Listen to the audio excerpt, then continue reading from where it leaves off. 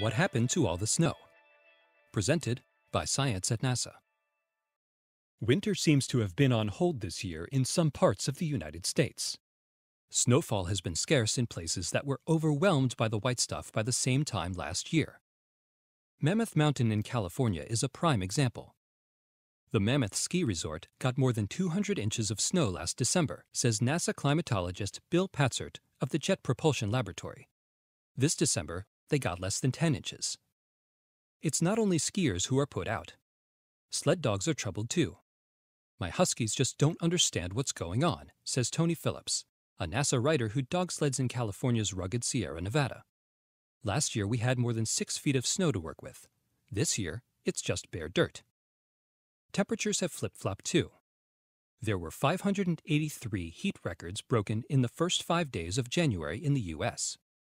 It was 86 degrees in Los Angeles on January 4th, says Patzert. Everyone thinks it's July. In fact, it's warmer today in L.A. than it was on July 4th.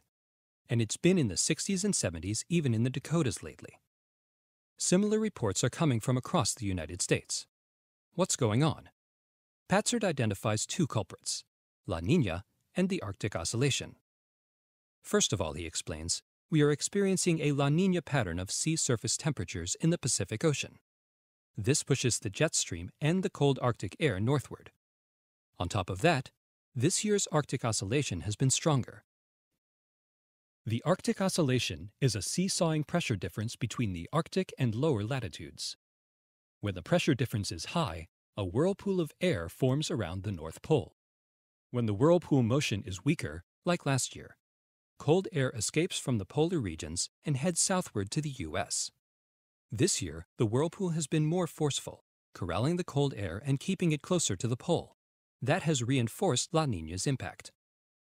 While the corralling action of the Arctic Oscillation has kept snow away from parts of the contiguous United States, it has brought extra snow to places inside the whirlpool. Snowy storm tracks are pounding Alaska, says Patzert. This is the flip side of the absence of winter in the lower 48. Cordova, a small coastal town about 150 miles east of Anchorage, has been especially hard hit. More than 18 feet of snow has fallen so far this winter. Snow dumps are full, roads have turned into one-lane snow canyons, and National Guardsmen have been sent in to help residents dig out.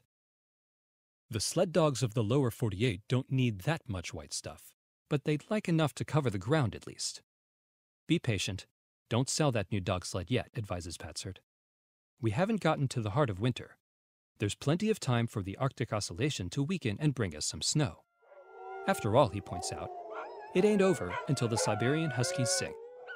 For more howling good earth science news, visit science.nasa.gov.